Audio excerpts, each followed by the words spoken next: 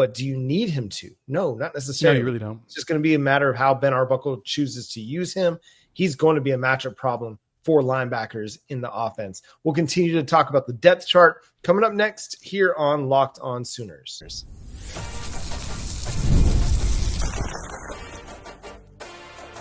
You are Locked On Sooners, your daily podcast on the Oklahoma Sooners. Part of the Locked On Podcast Network, your team every day.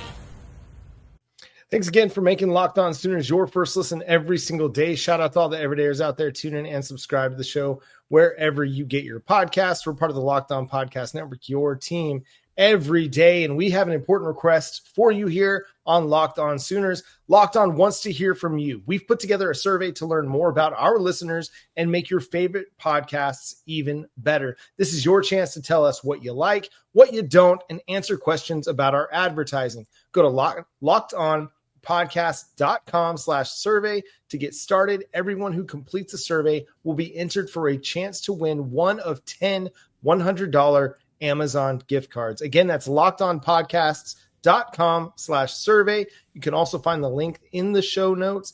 Thanks for helping us out here on Locked On to make this product better and everything we do on the Locked On network. So Jay, more depth chart observations here on the offensive side of the ball. It was really interesting to me that the offensive tackle positions, it wasn't just Michael Fasusi or Jacob Sexton. It was Fasusi or Sexton or Luke Baklenko. And then at right tackle, it wasn't just Derek Simmons or Logan Howland. It was Simmons or Howland or Jake Taylor. Like, offensive tackle is not settled, like, even a little bit.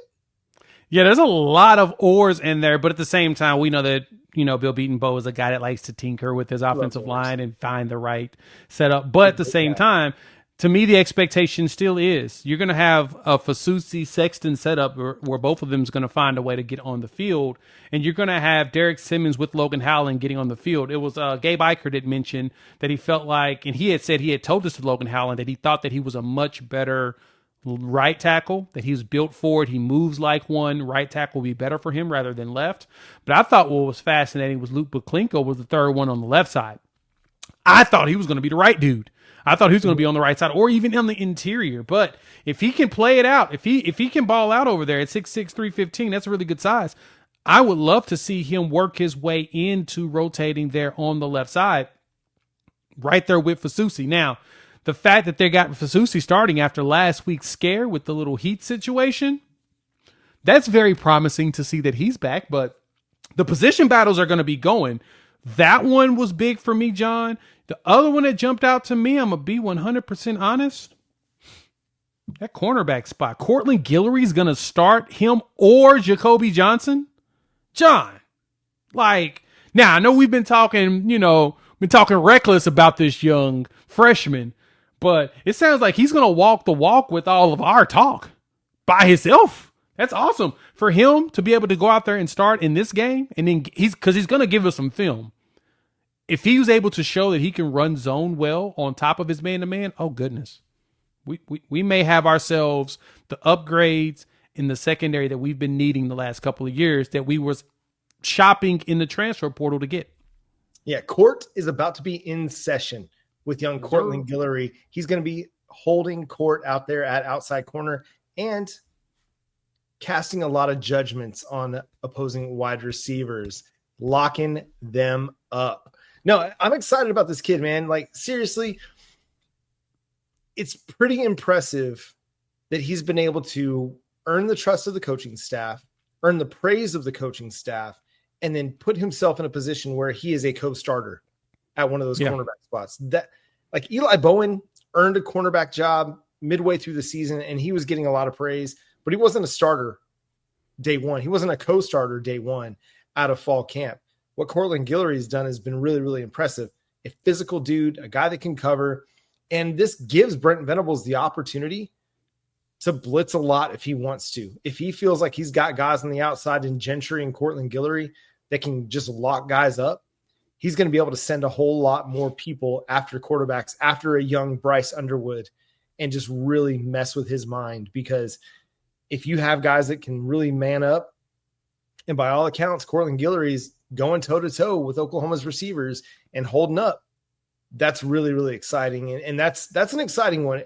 It's not often you see true freshmen in there as co-starters. We saw Jaden Jackson last year, and we saw how that played out. He was really, really good for Oklahoma. If Courtland Guillory is in that position right now, I can only imagine what he's going to actually end up being for Oklahoma. Oh, yeah, he's going to be something special. And we've been looking for another very special corner.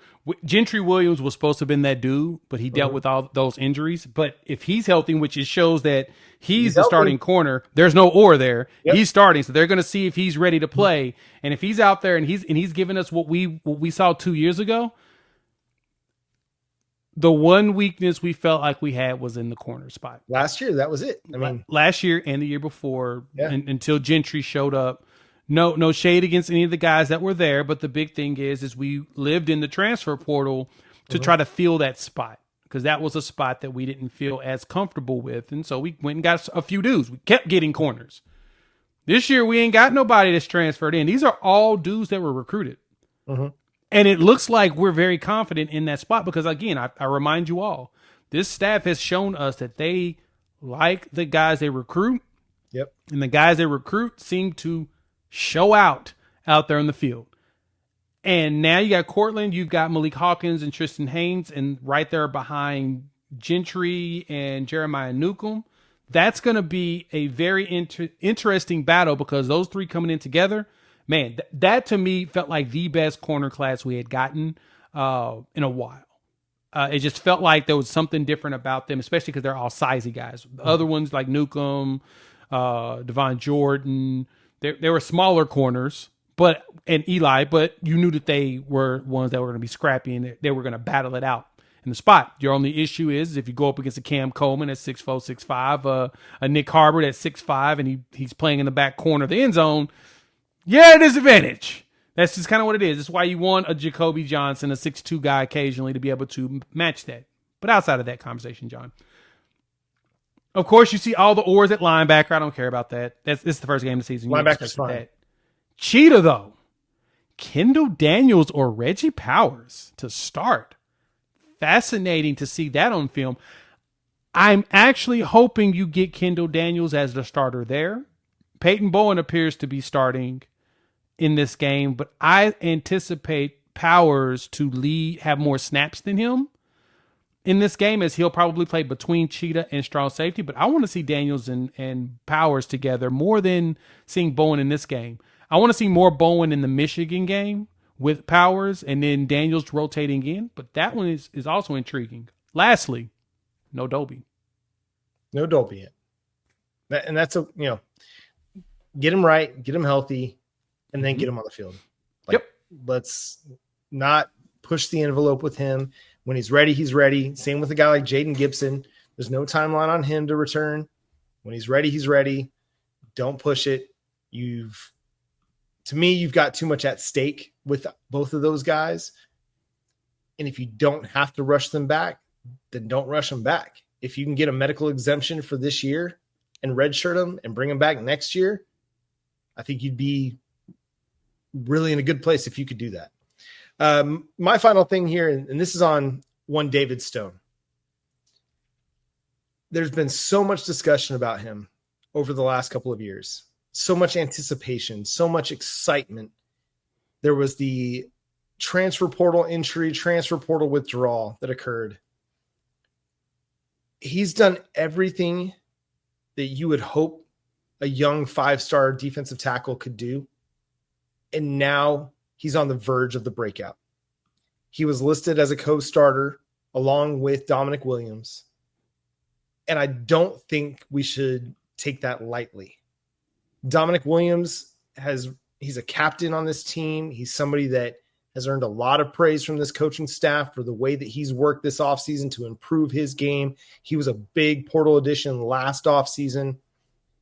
That David Stone has put the work in and impressed the coaching staff enough to be listed as a co-starter should be a fantastic sign for what he's about to do this year. Same. I agree with that. And I cannot 100%. wait to see it. Same. Oh my, it's going to be so much fun. Let's get it. Let's go. So it's going to be super fun. I mean, this defensive tackle room is going to live up to the expectations. It's going to live up to the hype. And Brent Venables mentioned Jaden Jackson as a leader. This is a dude that's a true sophomore and already being given that leader responsibility from his head coach. He may not be a captain on the team yet. He will be next year, but he's already being considered a leader. And I think people are going to follow his lead in toughness and work and grind. And this whole defensive line thing is just going to explode. I mean, it's going to be so good this year, and I cannot wait to see it. 10 sacks this week against Illinois State. All right, we've got a couple more things to touch on here on Locked On Sooners. Was there some tampering with R. Mason Thomas at the end of last year? And we got a Sooner target that is about to make his decision. We'll discuss that coming up next here on Locked On Sooners.